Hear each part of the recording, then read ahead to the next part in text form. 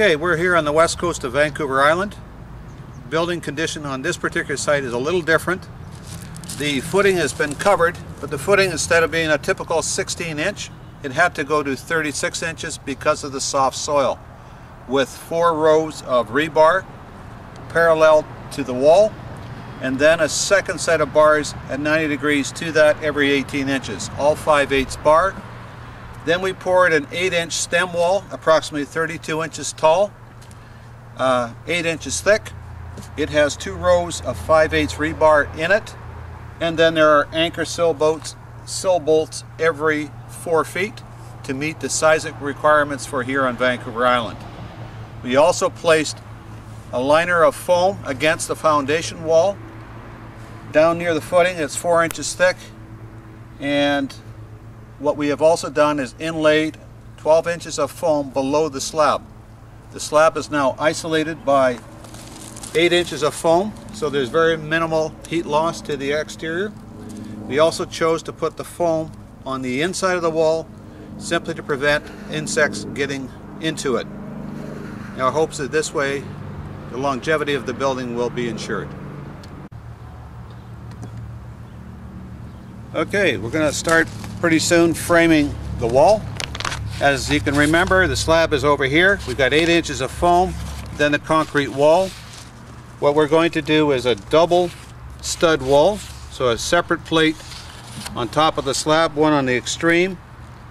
The vapor barrier will come up about 2/3 in.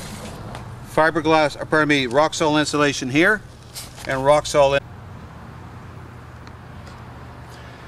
Okay, the windows that I'm going to install in this house are triple pane, and they will also be filled with argon, and they will use a low E glass, and they will sit in the wall about halfway in the inset.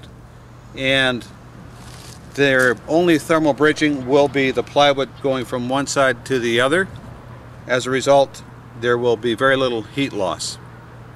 And we will tape those windows very well to prevent leakage.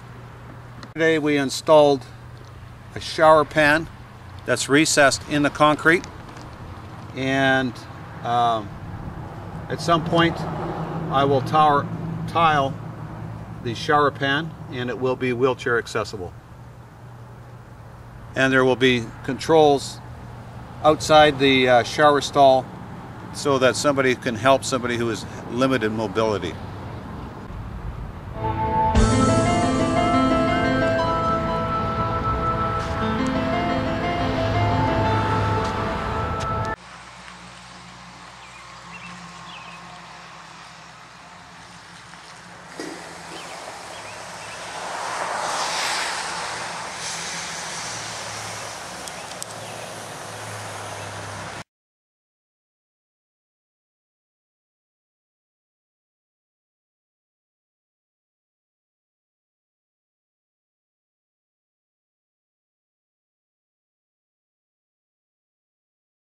We got 4 inches of EPS foam down.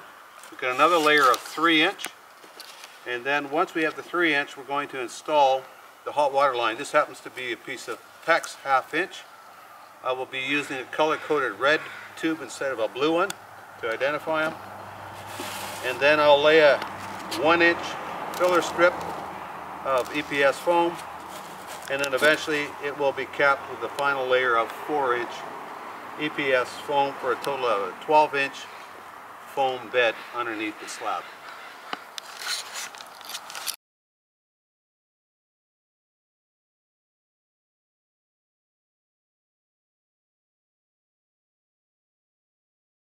Oh, great, Matt.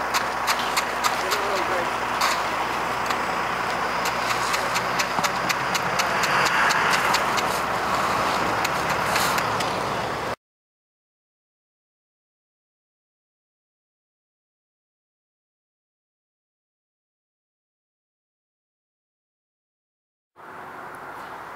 We just finished sealing the concrete with a cure and seal product, and its purpose is to slow down the evaporation of water, and as a result we will get a healthy, strong slab. We also put in some zip strips to have some controlled joints so that the cracking will occur where I want it, not where I don't want it. And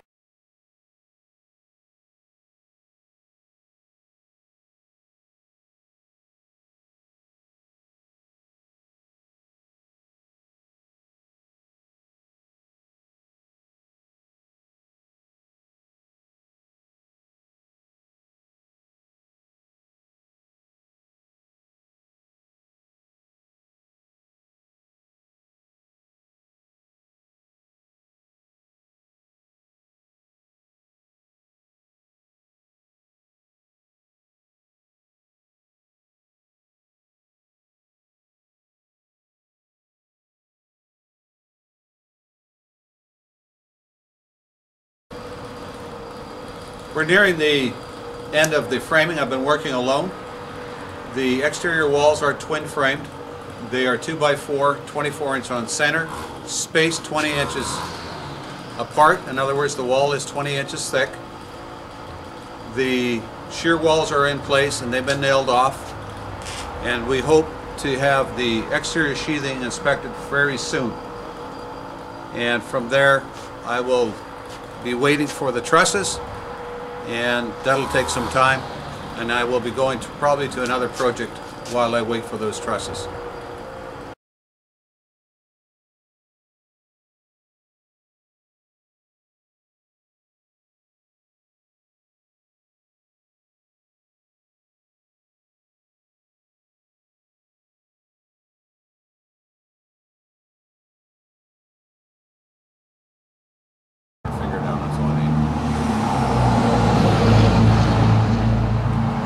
Today we're going to put up the trusses on the house. They're going to be trusses with a raised heel, 10 inches, so that the insulation can be built up in the attic to a level of about R60 to R80, somewhere in that region.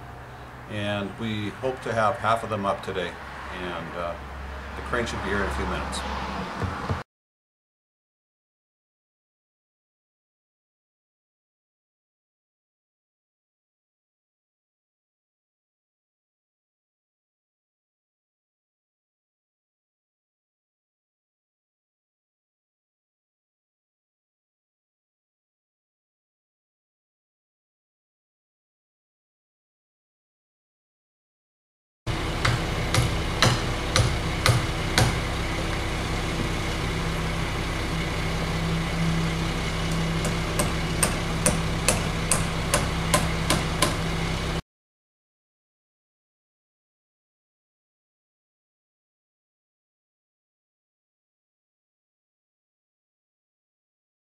We've got self-adhering, an asphalt product to work as a barrier, and above it we have felt buster, high traction synthetic roofing felt instead of 30-pound roofing felt.